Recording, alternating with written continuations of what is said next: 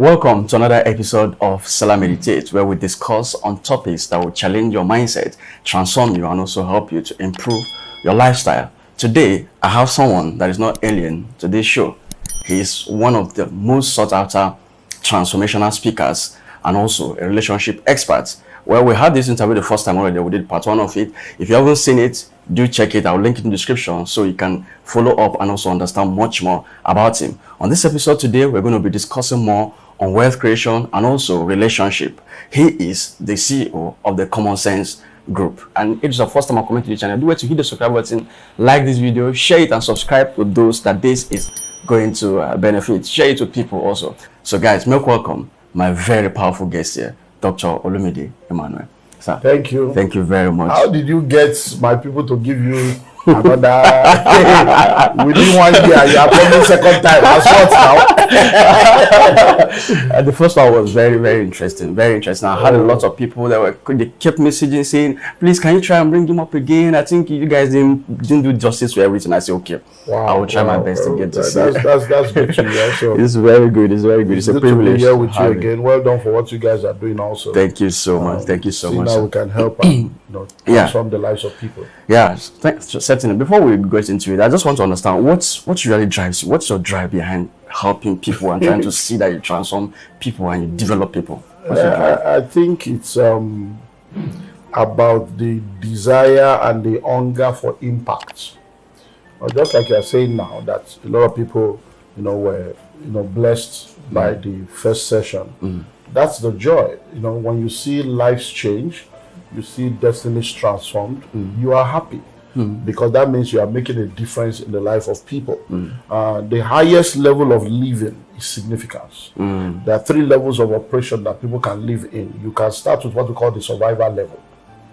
And then it's all about how to survive, what to eat, what to drink, and all the stuff. But after that, when you move on, you move into what is called the success level, where you get to a place where you have what it takes to live a comfortable life. But when people get to that level, they now discover that life is beyond what we term success. And that true success is making a difference and being significant. Then you now move to the 3rd level, which is the highest level of operation, which is the significance level. And like I always say to people, you need to have a significance mindset at every level of your life. So even when you are at the supposedly survival level, your mindset should be impact and significance. And that's what will actually bring you out of survival and make you significant. So my joy and my drive is impact. Seeing the lives of people change. Was that what inspired the name Common Sense Group? Yeah, the word common sense or phrase common sense is something that we have all heard all our life. And you just think that, common sense, it doesn't have to, we think that common sense is common because of that common, but it's not really common. As you begin to move with people and relate with people, you realize that they do things and you're like, doesn't he have common sense? No, it's not common. Even though it's called common sense, it's uncommon. Not everybody has it. And starting out in life, I'm going to be, I don't know when this will air, but I'm going to be marking 35 years in full-time ministry this year, October.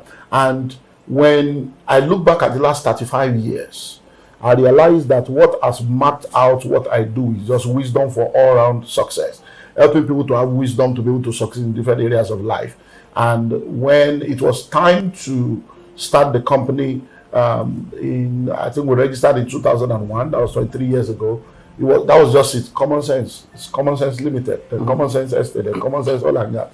Common Sense Television. So it's just that's just it. Just let people know that look, you need to use your brain and think well as you connect to the mind of God. From the beginning, has that vision has only been there for you from the beginning? Or I used to run 1998. I started what is arguably the largest singles ministry in the whole of Africa, if not the whole of the world. It's called Wisdom for Singles.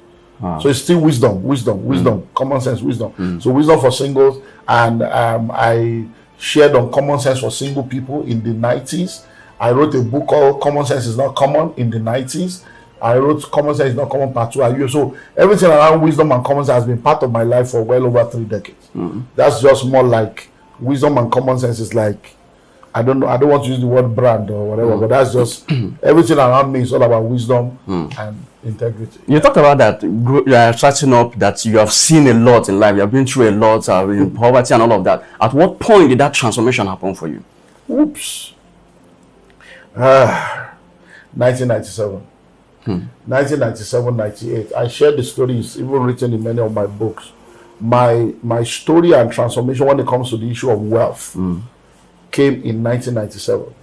I was expecting my first child, and that point in time in my life was a time when, you know, you have this desire and hunger to be the best you can, but you are incapacitated by limited knowledge, limited resources, limited understanding. And my challenge then was the fact that I was married and I did not have what it takes to handle the responsibilities of being married. And now a child is coming to join that equation. You see, and that's why I say there's no romance without finance. Because I fell for that trap of, oh, I love you the way you are. It doesn't really matter. I love you the way you are. And I suddenly realized that is what we call naivete. I was a naive man that just believed that love is all you need. Oh, if you just love each other. Then I suddenly realized that love is not enough. Because even when a woman tells you, I love you the way you are, it doesn't mean I love you to remain the way you are. She's hoping that somewhere along the line your story will change. If your story does not change, then our own story about you will change. So that was like a frustrating reality for me, that now I'm expecting a child, I don't even have money. If anything happens to this baby now, and they say come and pay for surgery, no money. And that's why I tell people, you know, when you are pregnant, God gives you 9 months notice. So you have enough time to that. So that was that 9 months. And this beginning go come back and they explain, talk story to this beginning. And that's why I say, God, I'm tired. You must change my story. Wow. And God said, are you really sure you want your story to change? I said, yes. And then the journey started. So for 8 months, I had an encounter. And within those 8 months, number one, because I was a pastor, and I'm still a pastor. But as a pastor then, to be a pastor and then to be poor, it was like an anomaly. So I'm like, God, I've served you all my life. I don't smoke, I don't drink, I don't woman, I don't do what I pay my tithe, I give my, why am I poor? It's because you are practicing religion. And that's why you hear me say that religion is more dangerous than the devil.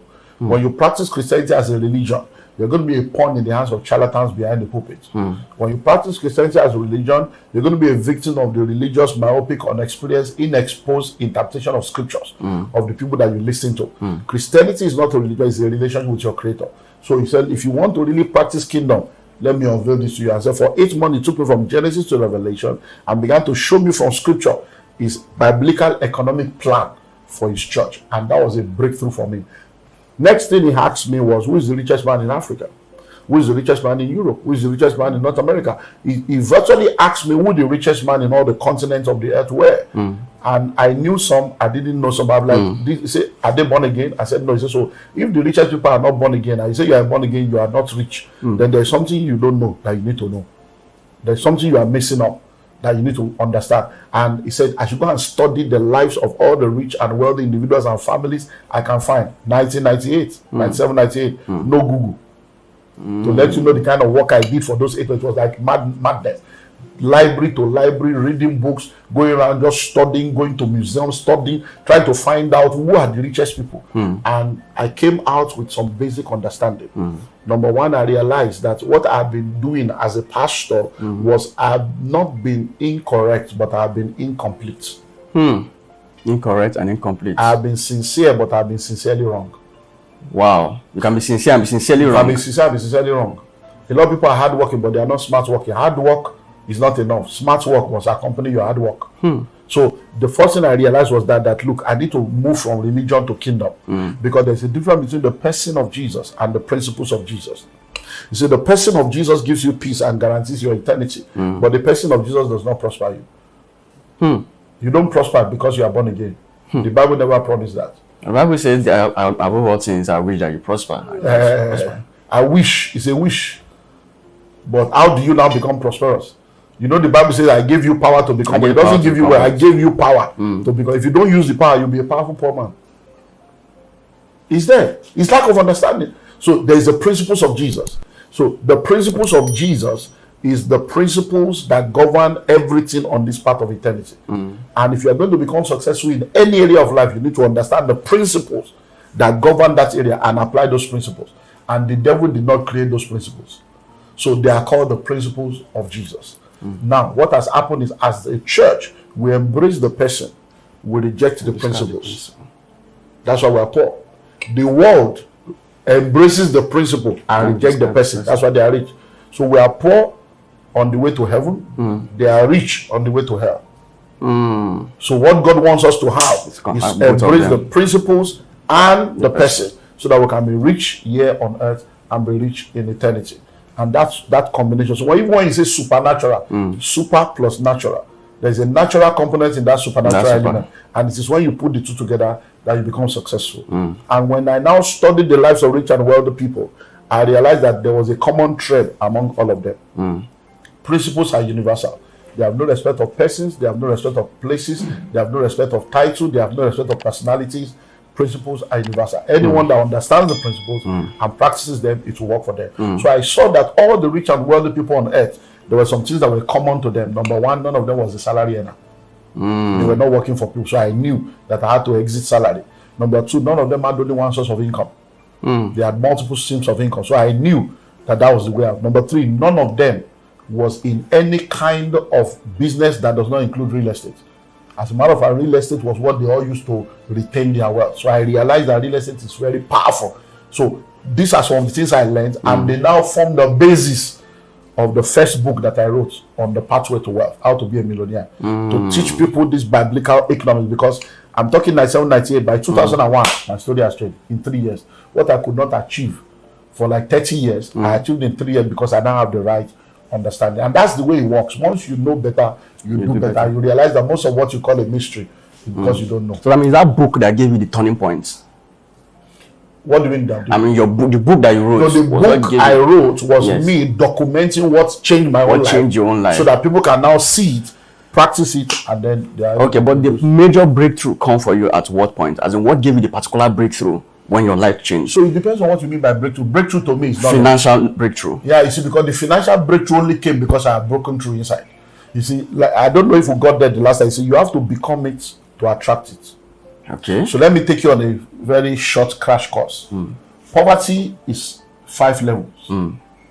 Poverty is a spirit. Poverty is a mindset. Poverty is an attitude.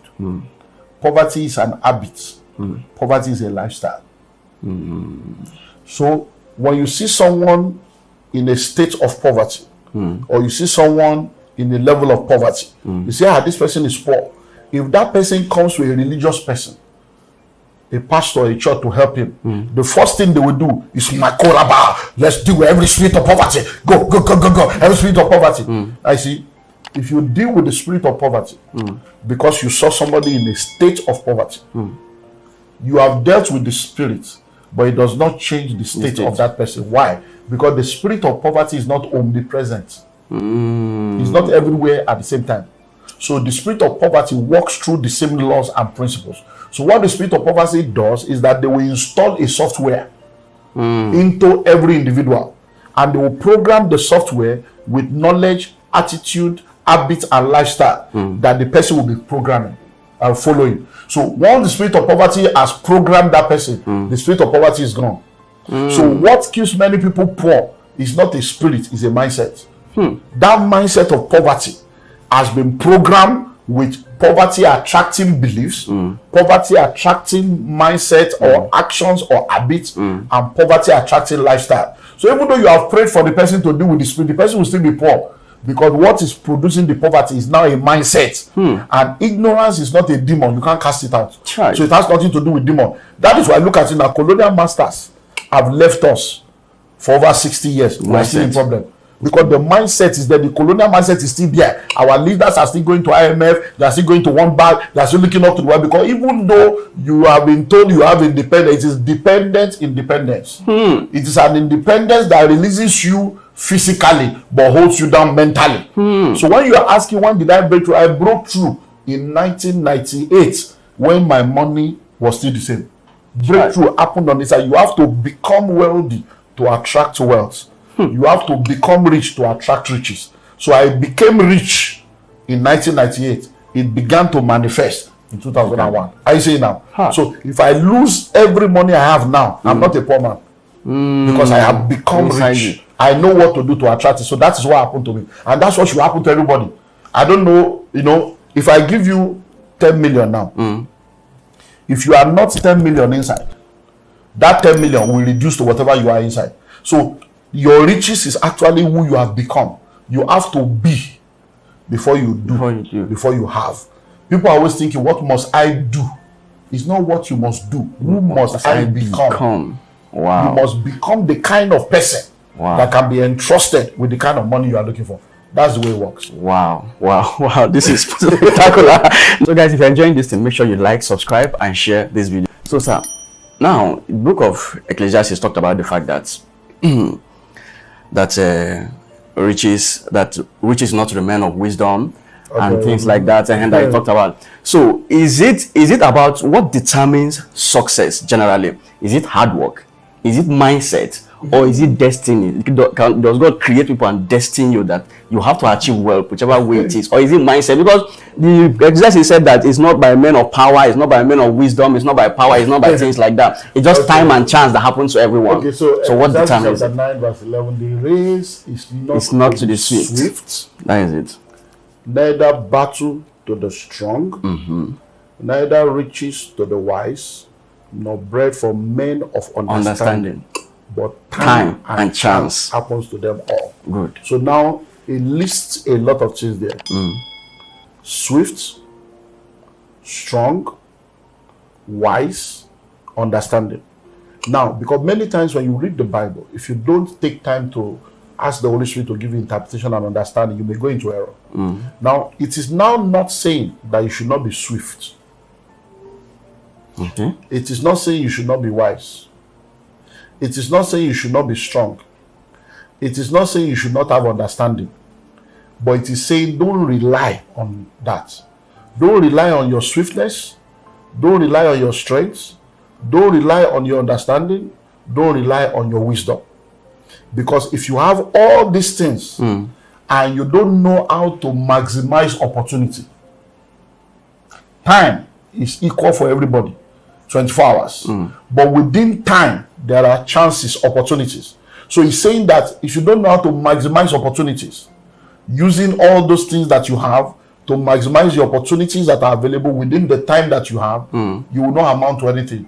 Someone that does not have strength, someone that is not swift, someone that is not wise, someone that lacks understanding, if they are able to maximize opportunity, they will do better than you.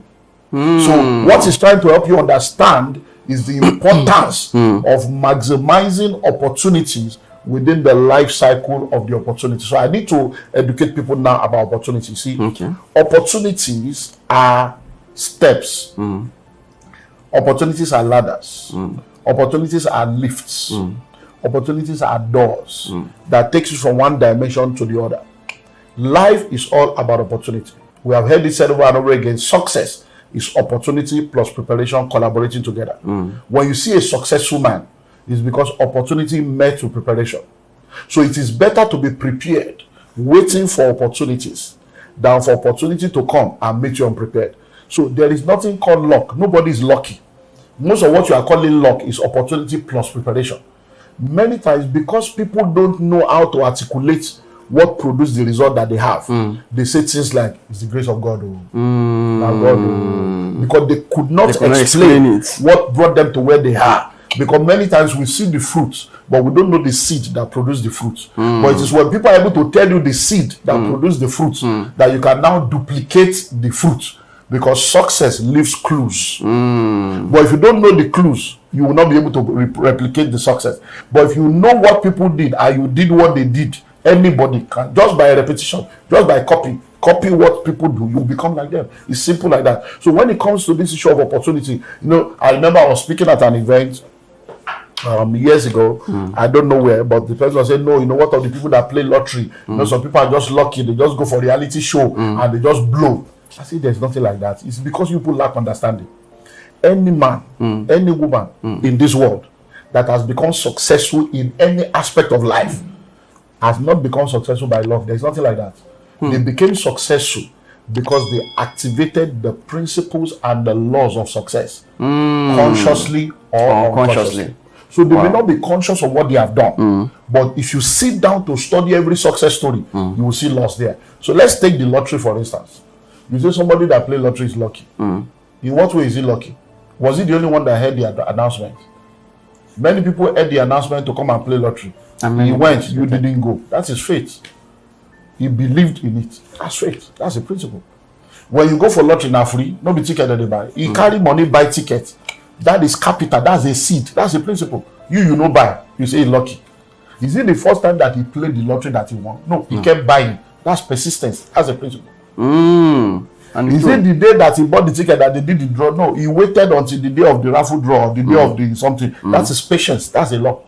You told him, hey, don't do all this lottery. They will chop him and say, I don't go agree, I go do. That's what? That's a fighting spirit. That's determination. That's a law.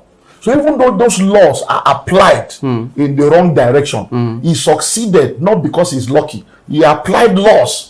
It's like an armed robber. An armed robbery, not be small job. And it's true. The principle of armed robbery is entrepreneurship. It's true. Entrepreneurship. So be an armed robber, you can go sit down and successfully choose a target, decide how do we meet them, what do we do, what if this one. That is entrepreneurship. Yes. That is board meeting. To do armed robbery and kidnapping. That's entrepreneurship. Yes. But in the wrong direction. In the wrong direction. So if they can just carry that same laws and put it in the positive direction, they will be successful. So there's nothing called luck. There's nothing like that. So most of what you are is because many times nobody is teaching us and breaking this thing down. You know, people are not ready to sit down to learn. That's why they are where they are. So once you understand, you realize that anybody that is successful is not because like he just became lucky. You know, no. Time and chance happens to them all. Whether you are wise or you are strong, all of them, everybody at equal time. The same 24 hours you have is the same 24 hours I have. How come you are saying, how do you do all these things that you do? Now because I manage my own time. It's the same time. I don't have 25 hours. Nobody has 25 hours. Nobody has 23 hours. It's true. So you cannot say he has more time. Nobody has more time. You create time for what is important to you. You say he has more chances. No. Because so like I said, so opportunities, once you have that understanding, and I want to really spend time on these opportunities because I see that is a major issue that many people don't understand. And I've written a book on this. All these things I get book. Let them go to olumidemmanuel.org. You see books on opportunity, books on creating your success. All these things I've written books. So once I get an understanding, I put it in a book so that it could be there for people to learn. Go to my YouTube channel, you see all these things there. So now listen, I told you, I say opportunities are what? Ladders. Steps. Lifts, doors. Look at it. When you want to climb from ground floor to upper floor and you put a ladder on the wall, for you to climb from ground floor to upper floor, you need both your hands and your leg because you are using the ladder. True. So there are opportunities that come in your life that will still require you to put in a lot of effort to go up, even though it's an opportunity, because the person will not get ladder is worse than you. They will be trying to jump. You can't jump beyond your, but that ladder is, but you still have to, because if you fall, you are down. Yes. So there are opportunities like that. The fact that it is an opportunity does not mean it's for lazy people. The fact that it's opportunity does not mean you should be inactive, doing nothing. Say, I'm just waiting for my opportunity. It doesn't work like that. There are some opportunities you have to grab with your hand. I don't know how old you are, but in those days in Lagos, when we were still young, we used to enter Molwe. Because I know you people are doing BRT now, so you don't understand Molwe. Molwe. In the days of Molwe, there is no bus stop home. You see, when you are inside the Molwe, to come down, you have to have a strategy. Because if you say you want to wait to bus stop to come down, they will mob you. So you come down before the bus will stop, and you'll be running along with the bus to stabilize yourself. Then if you want to enter, you have to be watching. All you need is one leg and one hand. You don't need your whole body. So you just be looking. Once your leg don't enter, you put your hands, that's it. You will be body will enter later. That is where some opportunities are. You grab it with hand and leg. Yes. Because it may not come again. Not all opportunities are. There are daily opportunities, weekly opportunity, monthly opportunity, yearly opportunity, seasonal opportunity, and there are once in a lifetime opportunity. It's unending. Now, the second one, opportunities are steps. To climb a step, you don't need your hand. It depends on the kind of step. So you can actually be on your phone and you are still climbing. So there are some opportunities that when they come, you just need to do something. You can still be doing other things. That opportunity will still be working. But there are some opportunities that are like lift. You don't even need to do anything. Just press button, just stay there. On it. That's just fine. So those are the ones that when people now say, "How did you do it?" You say, "It's God." He says, because even you yourself, you cannot explain. You know, say this one. If they say qualification, I don't qualify. If they say you know somebody, it's just God. Because sometimes people can just sit down. I was still discussing, this same situation with someone on my last trip to Gambia, and the only reason why that person got that job was because they have decided that it seems as if everybody here is a man, and everybody that has occupied this position is a man. That this one is a woman that we want. So the board has decided that it is a woman that will occupy the position. When they did the interview, this person was number 36. Wow. But she got the job because the 35 people that were better than her were men. She was the first among women. Can you imagine? So she was number 36, but she got the job. So she too know say, now third class you get to. He too know say no get brave for that job. You know. So but why you don't go church, go give testimony? And it's true. She went to give testimony. So when you now hear that kind of testimony, you will now think that God promotes riffraff. No. Those are special. That's what they call I'm the one. You have shown me mercy. It is special. It is lift. When God lifts you, He says He raises the poor from the dust, and those are the supernatural dimension. That, but you see that lift one, nobody can help you. It's only God. You can't. There is no permutation and combination. It's God that knows how to position you to be in the right place at the right time, and that's what the favor of God is all about. Then I go to the next dimension. Opportunities are like doors, but we have three major kinds of doors.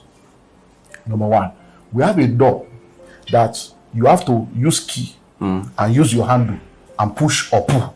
Yes. So some opportunities like that, there are doors, but you still need to apply some wisdom, some principle. You still need to put in little energy. You need to push or pull. That's one kind of door. But there's another kind of door. It's called automatic door.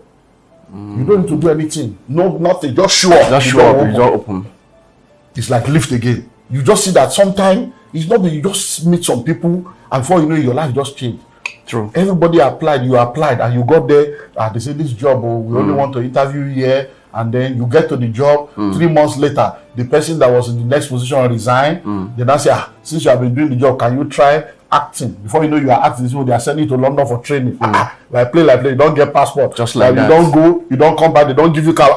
Within 7 months, a poor man that was asking for 5,000 last year. In 7 months, you don't get house, you don't get car, you don't go London, don't return. They say, hey! Don't they use something? I was doing Insta Live with one of the major frontline guys on the social media, the pastor.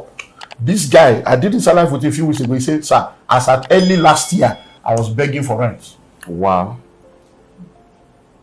That was in 15 months. It became a global phenomenon. But this guy has been in the wilderness for like 17 years. Do you understand now? When his mates were going, God said, sit down in Ife. He sat down in the village. For 7 years, all the people were trained, they are doing well. God said, sit down here. So many times, there are 7,000 that are on the reserve bench waiting to be manifested. But people don't understand it. So that's the way this opportunity thing works. So opportunities come within the life cycle of time. And time is in hours, in minutes, in seconds, in days, in weeks. So that scripture is loaded, though. That scripture is loaded. Now, as you talked about the fact that people apply some principles in the wrong direction. Some people may talk about, and that's why they should continue on their betting, because some people like betting every day. They go play bet night, all those betting platforms. What do you have to say about that? Do you encourage for people to continue? Okay, so one thing I want to ask is this: show me one person, in the whole world that is betting is his life. That's what he does. That's his career. You say, what do you do for this? I'm a better. I'm a gambler. That gambling is his life, and he was able to do it successfully and became a successful billionaire. That his name entered first book of record. He now has children. He now handed over the business to his children. The children too now took it. So anything that is not sustainable, you already know that you're just wasting away your life. We have stories upon stories of people that have done lottery, done gambling. It doesn't end well. Do you understand now? And you will know, you see, you can't game the system. That's the way. These things are all algorithms. The people that are planning to say you should come and make money, they are already programmed how much they're going to do. So if we do the software now, and say, okay, software for every 10 million, we'll give away 500,000. So it means that by the time somebody is winning 500,000, the company has made 10 million. If that's the algorithm. If they say if they say, okay, we'll give 10% of everything that we make, that means they will program it in such a way that once they make 10 million, they will give away 1 million. Somebody can win 200. So it is those 10% that people are winning that is making people to join, that is making the thing to continue. So you find out that everyone that owns the platform is a billionaire. Go and do your research. All those betting platforms, the owners are billionaires. The people playing, nobody has ever made it. It's a game. Your life, you have submitted your life to become a pawn in the hands of capitalism. And because of poverty and covetousness, it thrives more where there is financial ignorance. And that's true. More, That's true. Now, if you notice, please go and do your research. When you live here now, go to Ikoyi, go to Banana Island, see if you see any betting shop there. No, go to Ikoyi, go to Banana Island, go to VI, go to the places where rich people are. See whether when you go to Agege, Akomojo, Baja, Songo, Bariga, you see that they go to where poor people are because they are selling an illusion to you. And you will be thinking, go happen. Before you know it, 15 years later, you are still the same person. So we just say, well, just for me to survive at the meantime. So that's what you want to do.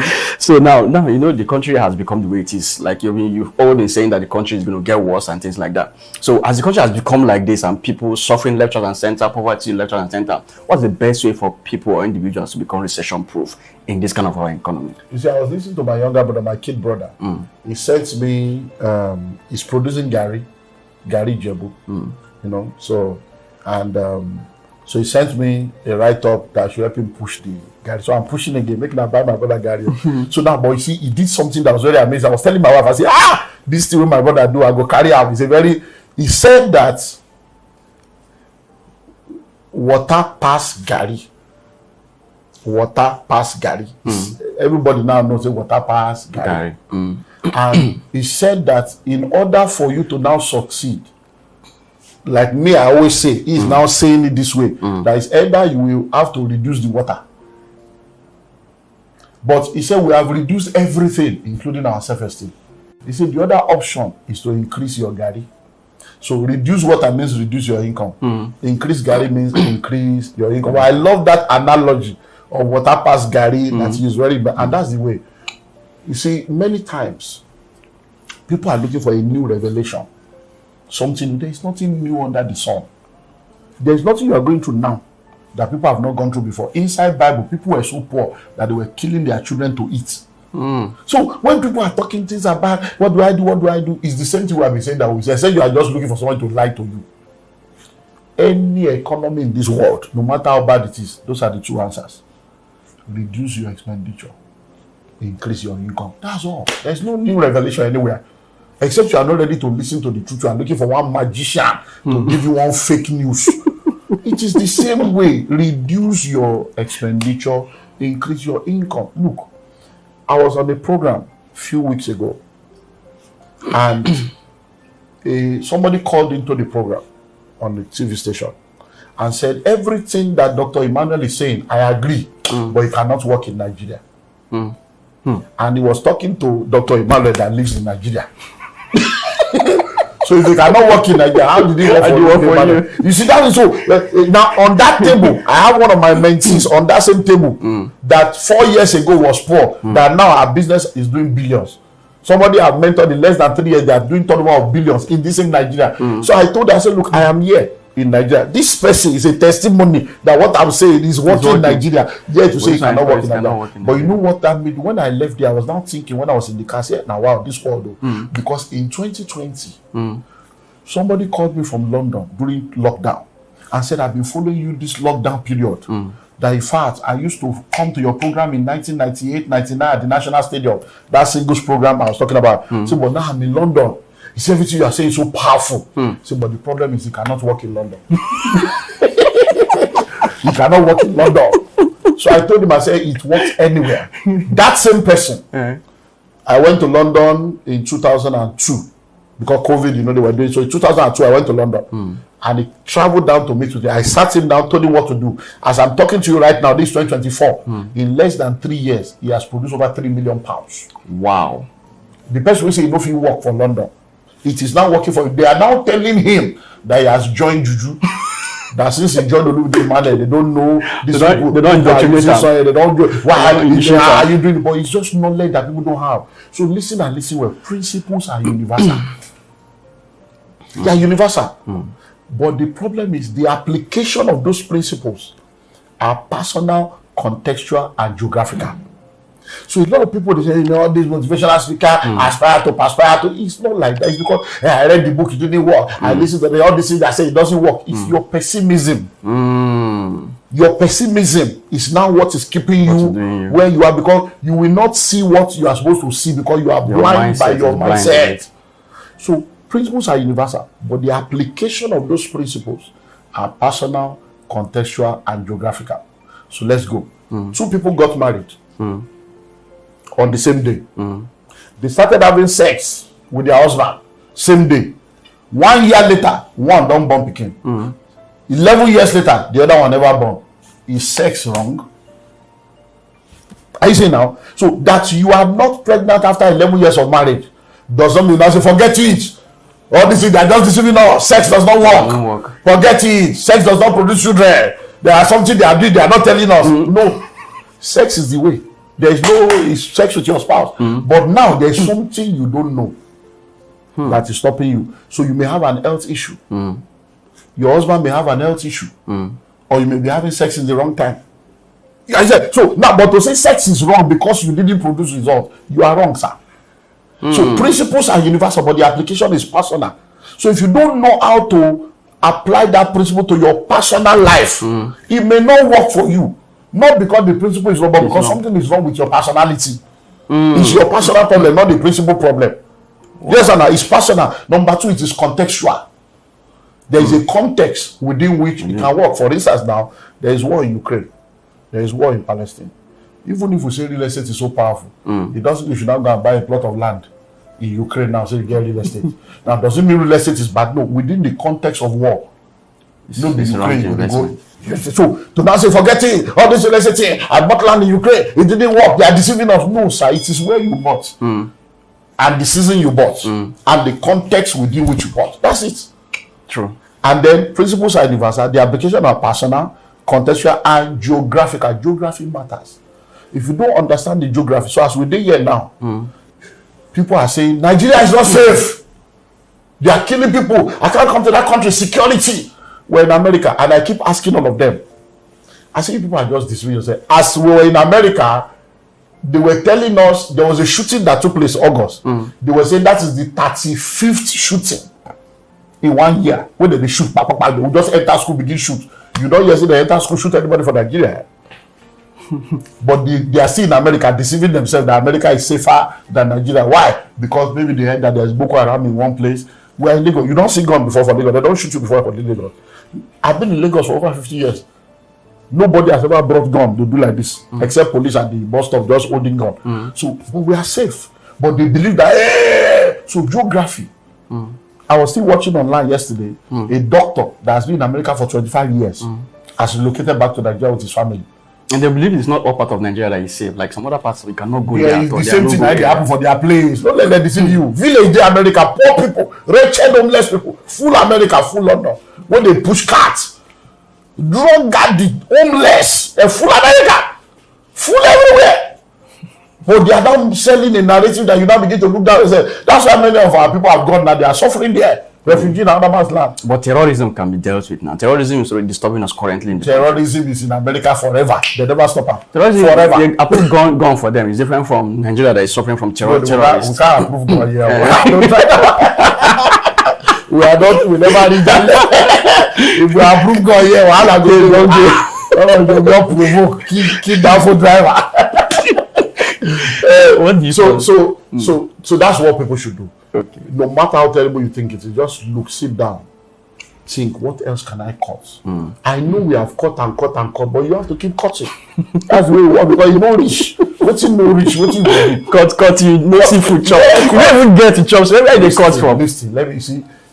Sincerely, I'm a realist. I've been to prison to visit people in prison. Do you know the food they eat in prison? Some of them is once a day, watery beans with garri, and they are alive. Some of them have been there for 10 years and they are okay. Look, it's many things have been programmed to us. You need to have 3 square meals. Is 3 a square or a triangle?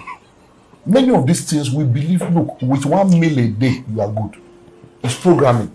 If you eat 1 good meal every day, you are okay. So just reduce, okay, every day we eat once a day and everybody moves on with their life. You will not die. We have done 14 days fasting. We have done 21 days. It's not a mystery like that. It doesn't mean that's the kind of life you should be living. It worked for us. But when you are in an exceptional situation, tough times never last. Tough people do. You have to just face the reality. No day, go kill yourself. Where there is life, there is hope. So no condition is permanent. So it's not that we are not realistic and this we are not. They are just talking it. We know we have been there in this same Lagos. This place where you do, so I don't waka from Ajawa Estate reach here not less than 3-4 times. Waka with no transport. So I'm not talking from Ikotu reach here. I don't waka uncountable times. That will be coming with joy, going to church, trekking. I could have said, all this church, it doesn't work. If God is a good God, why am I trekking for 3 hours? But it is a process. So those things are the things that God is watching. Those are the things that make you, those are the becoming that can say that we can trust this one. So many times we are not ready to pay the price. If you jump up, you will come down. But if you grow up, you will stay up. If you get crash, you crash land. Yeah. What do you consider the fastest route to wealth creation? The fastest lane to wealth? Knowledge. If you know better, you do better. So when you have knowledge, you can see money where others don't see money. I have a bias for real estate, but even in real estate, you can fail if you don't have the right kind of knowledge.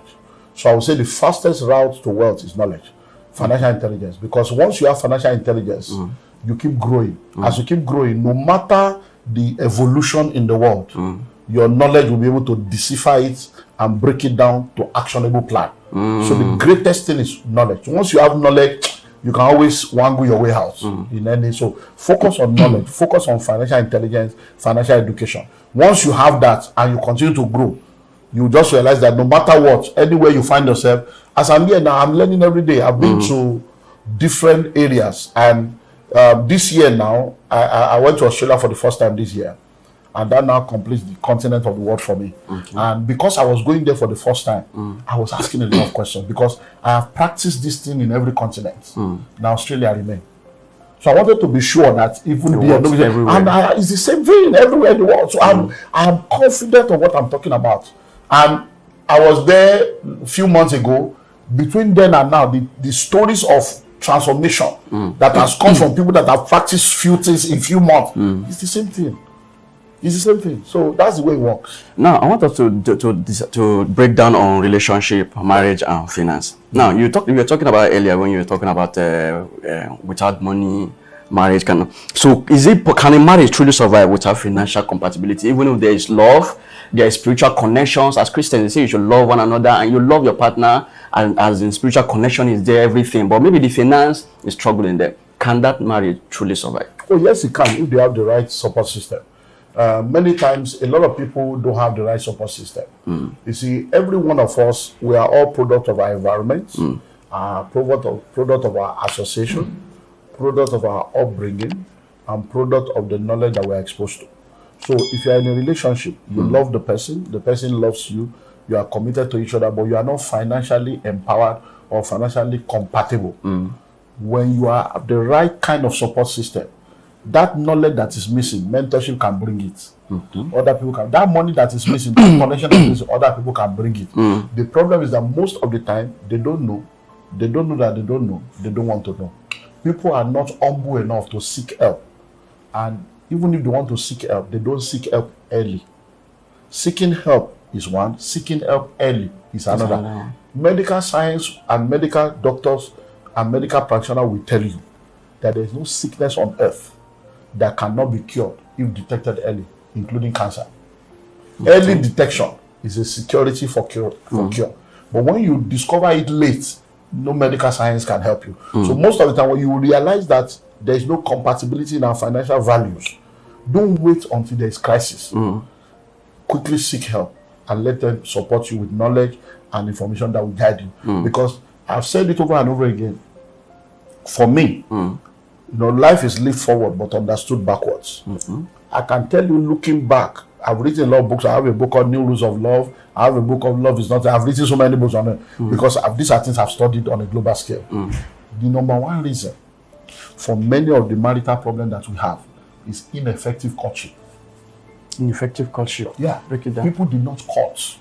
You see, boy meets girl, girl meets boy, boy loves girl, girl loves boy, boy toast girl, girl accept proposal, and they begin to plan wedding. A lot of people have wedding planner. They don't have marriage counselors.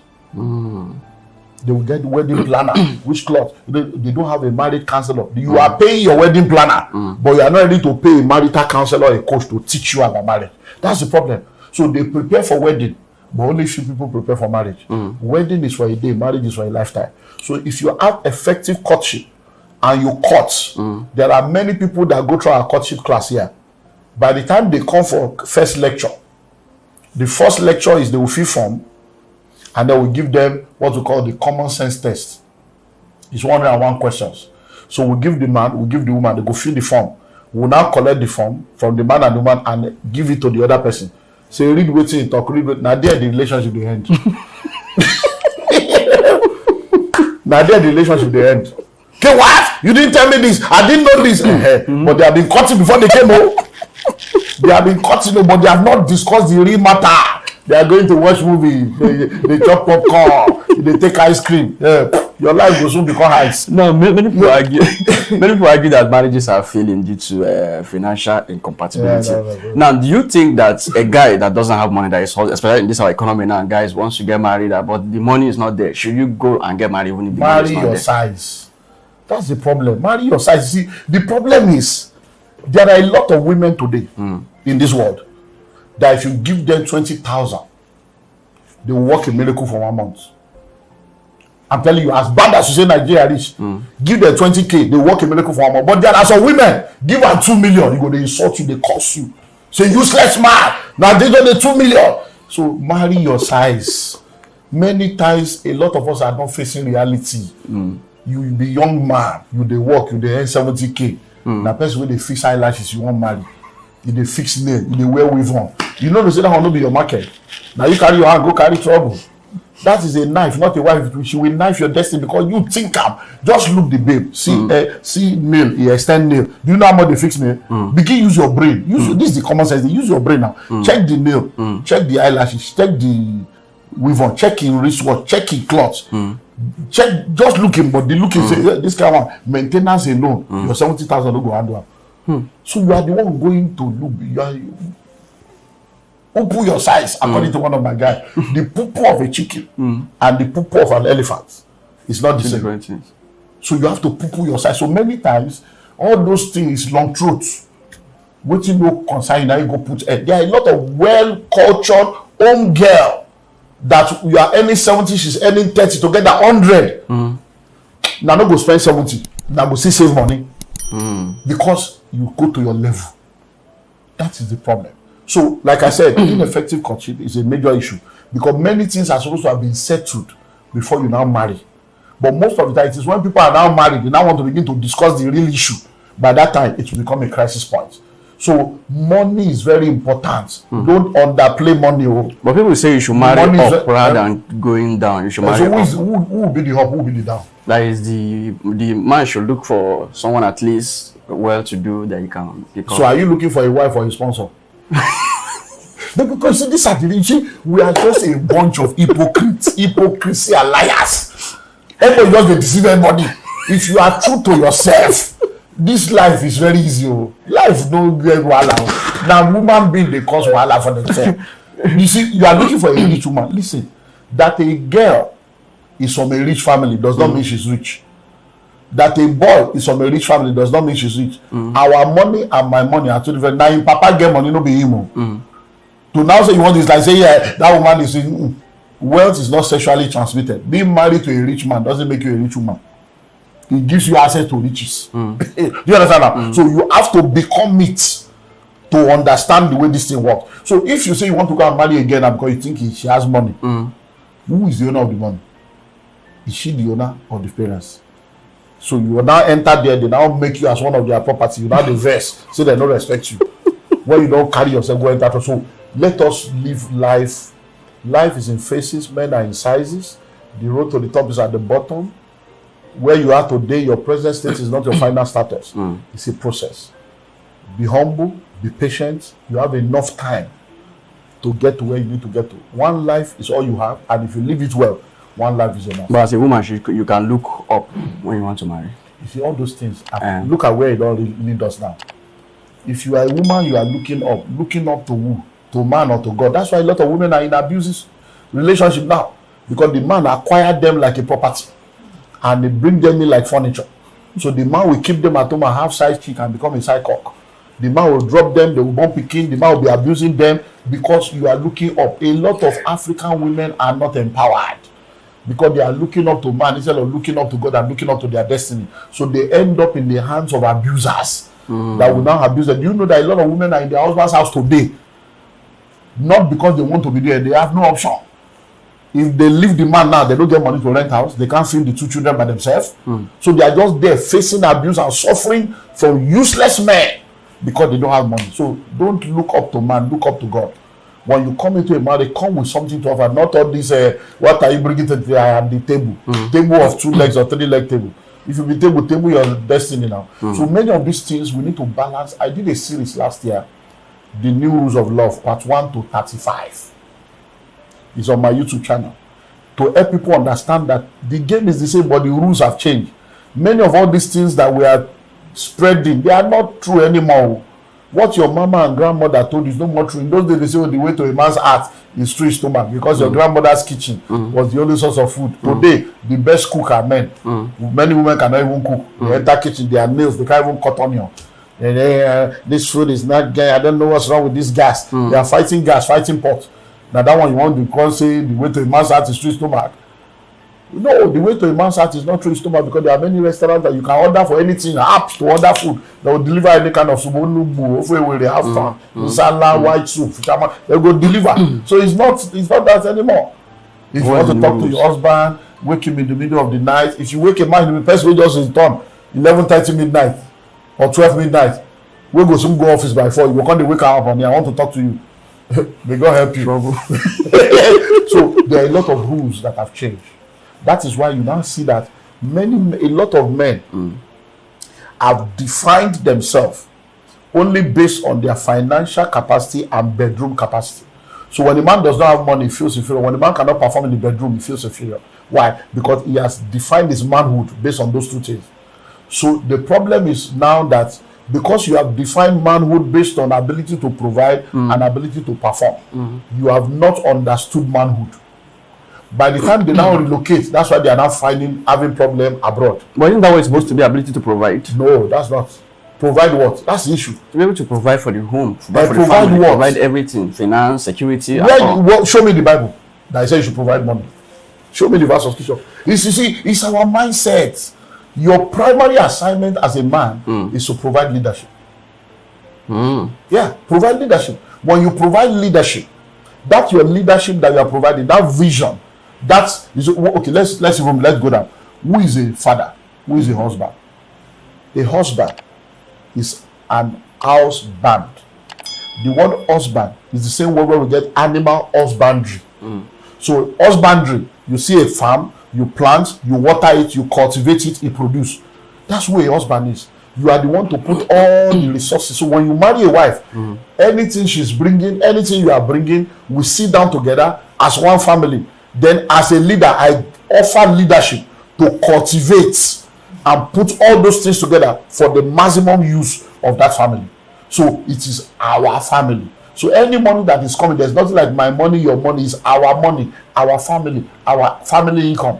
That's it. When you say father, who is a father? A father is a source and a sustainer. So when you become a father, you are the source of that child. You now sustain the child. So you provide vision. you provide the resources. So it's not that you won't provide money, but that's not the primary. So the ability to provide or not provide is not what makes you a man or your husband. It's not. Those are the teachings That's the problem. That is the teaching that has put us in trouble. That's the way all of us were brought up. So when the man is saying you have to take care of a family, hey, you have to be able to cook for your husband. So we now have a lot of cook that are useless. All they can do is cook and have sex. And I say that if that's what you are bringing to, so you now have a wife that you know cerebral meat, cerebrally deficient. You have a wife you cannot gist with. You are talking of football, saying what is football? They don't understand. You are talking of sports, you are talking of government. When this American election, say, where is America? No brain, nothing, no substance upstairs. All they have is to do good. So the understanding we need to have is this. Everybody should bring something to the table. Is that the new rule of law? Not the new rule, that's the rule. But we are now teaching people the way it's supposed to be. Because look, I'll give you an example. If you read your Bible, you know that one of the major controversies of the world is submit. Husband, love your wife submit. That's the major controversy for many marriages. Before you ever get to submit or love, you see it up there. Submitting yourself one to another. Is there? They left that one. Submitting one to another, they left that one. They went to husband, love your wife submit. Everybody should submit to everybody. It's there in the same Bible. There are superior arguments. You submit to wisdom, you submit to God, you submit to superior argument. So if there is a situation and my wife has superior argument, I will submit to her now. Because she has superior argument. It's not because I'm the man, I don't care what you say. That is African man. So that's what is causing trouble. So now imagine now that I'm a pastor now, great man of God. My wife is both a professional accountant. She's very good with technology. She's very creative in her thinking. She's very sensitive to nothing. So I now want to do accounting. Instead of it to submit, she's not telling me, no. 2 times 2 is 4. I said, no, don't tell me that. I'm anointed. 2 times 2 is 6. You are talking rubbish. But this your direction is a bit different because you're talking about based on profession and based on knowledge. But there are other angles they're talking about the submission. Okay, one of the like an example of it is that if you come home now in the night and let's say you want to eat food, and then let's say your wife wants to prepare afang soup and you say no, you're not interested in afang soup. What you want to eat is rice. That solves the matter. That means she has to obey to do rice. No. Where did you get that idea from? These are the problems. Let me ask you a question. No, I like your analogy. Isn't that what she's supposed to submit to and then you guys discuss? That one is not on knowledge now. It's not based on she knows. See, you have brought yourself out now to the problem. That is this the way you talk now. Now they kill all of you men. That's the problem. Now listen. Before you married her, were you not cooking? Were you not eating? You were cooking, you were eating. So why must you stop cooking and eating because you are married? Are you seeing the problem now? No, you are a single man. You get pot, you dey eat, you dey cook, you dey do everything. You now marry, you now become expired. So I don't dey cook again. It's the woman's job. Where did you see it? Who told you? And then you left home since morning. You came in the night. A woman is bringing up and saying that rice you want chop. Your brain no work since morning. Saying that rice you go chop. You did not sleep on the same bed. That means that marriage, you people are not friends. You don't have a marriage. You people are just, all these people are calling marriage. You are just a bunch of unserious people. They are not ready. Because how will you have a wife? And you cannot discuss every morning. We wake up, hey, my baby, how are you doing? We wake up and we pray. So what's your plan today? What are we eating? That is marriage. You plan, you discuss together. Not that you will go in the morning, come in the night, and be throwing laws around. I don't want to eat after, I want to eat rice. There is nothing wrong in wanting to eat rice. But a woman that has gone to cook afang for you shows you that she's already responsible. She wants you to eat. If you knew that that was not good enough, and that's not what you want, you will have communicated to say, babe, now rice I go one chop or waiting deal. That is what we are talking about. So that means that marriage does not have friendship. That marriage does not have communication. But instead of facing lack of friendship and communication, you now say you don't respect me, I'm your husband. No, there will have been no need for that if there is communication and friendship. So we are trying to bring people to the way it's supposed to be. Many of the things people are fighting over, you are not ready to face the real reality. So that means because before you marry, you know they cook, you know they wash clothes for yourself. When you never see woman, when you not washing, when you not ironing, why will you now marry and abandon everything? A woman is 7 months pregnant. Now she go see cook, now she go see fresh water. You are stretching leg, watching news and watching football. So that means let's stop all this irresponsible marriage. So that means you believe in 50-50 responsibility, no, shared I don't responsibility. believe in 50-50. I believe in 100-100. Okay. When you are getting married, yes, you bring all of you. You are 100% committed to that marriage, male and female. Not 50-50. I don't believe. I believe in 100-100. What we mean by 50-50 is that when it means that taking care of the house, there are some other areas that one person should take care of. The husband should take care of these parts. The wife should take care of this part. We share the bills. There can never be 50-50. It doesn't work anywhere in the world. 50-50 will never work. Nobody can do anything 50-50. That's where prenuptial agreements come. Except you want to be saying maybe money 100,000, 50,000. In the responsibilities of life, there's no 50-50. It's 100-100. So your 100 may end up becoming 75. My 100 may end up becoming 25. Your 100 may be 90. My 100 may be 10. But don't ever look down on me because my 100 is 10. If I use money again, you have 1 million. As your monthly income, I earn 100,000. The family income is how much? 1.1 million. You didn't bring more than me. You brought 100%. I brought 100%. Because if I also have 1 million, I would have brought my 1 million. So don't ever think I brought 1 million. Is it that 100,000 you brought? You are wrong. I didn't bring 100,000. I brought 100%. When we begin to see things in the way it is, because if I'm the one that brought the 1 million, it is still 100%. If I don't have more than 100,000, I gave you all. That is what marriage is. Forsaking all other and cleaving unto thee alone. So it's 100-100. And once you begin to understand this concept and begin to learn, it will help us because there are 3 kinds of marriages. Traditional marriages, contemporary marriages, kingdom marriage. Every problem in this world is because people have refused to do it kingdom way. They either follow tradition or they say, no, this is the contemporary way. And that's causing trouble for us. When you do it kingdom way, we'll never get it wrong. Now, some people get married. There are people who talk about that when you get married, you should tell your wife maybe you don't want her to work. You just want to provide everything. Let her just be at home, take care of the kids, do everything that needs to be at home. But you will just do all the provision. Do you subscribe to that kind of? There's nothing wrong now. Like I said, ineffective courtship. If, as I meet you now, before I marry you, we don't sit down. What are we talking about? This marriage, what's your vision of a marriage? What kind of family do you want? This is my idea. If we have agreed that is the way it should be, there's nothing wrong. It's an agreement. But not that say I don't marry you, finish. I'll ask, okay, welcome, babe. You know, now you're in my house, you're my wife, now I've paid your dowry. You're going to resign next week. No more work. That is an error. You are not a husband. You are a tyrant. You are not a husband. That's not husband. Then you are a terrorist. You are a deceiver. You are a fraud.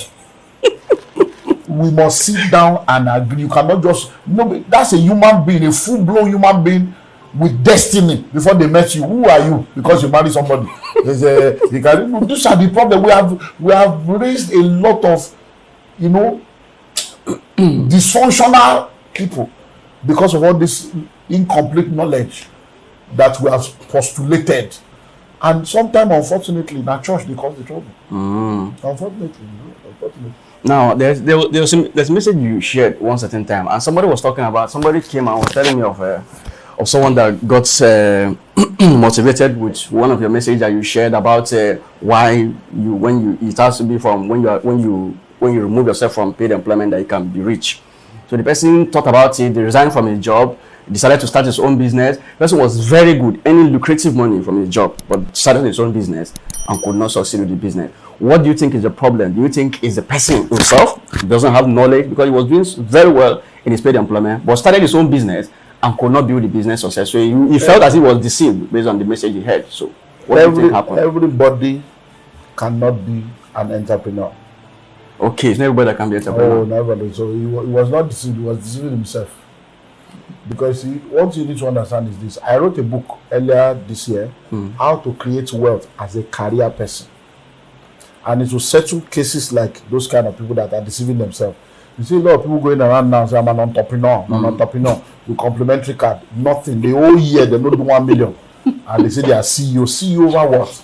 Instead of to go and get a job and humble yourself and face life, and they can't take care of themselves, they can't take it, they're just wearing suit and tie, speaking big English, doing PowerPoint presentation, deceiving themselves. That is not life. There are 3 portals of wealth creation. Okay. We have what we call the investment portal, we have the entrepreneurship portal, and we have the career portal. So if you are going to become wealthy, you must play in any of these three portals. You are either an investor, an entrepreneur, or a career person. And for each of these three levels, there are laws that are general to the three of them, and there are laws and principles that are unique to each of them. So if you are a career person, you are an intrapreneur. You have what it takes to work along with other entrepreneurs that are doing things to make things work and earn. So if you are in that category, you cannot say you want to go and do entrepreneurship. Entrepreneurship is a spirit. Entrepreneurship is a mindset. If you don't have it, you don't have it.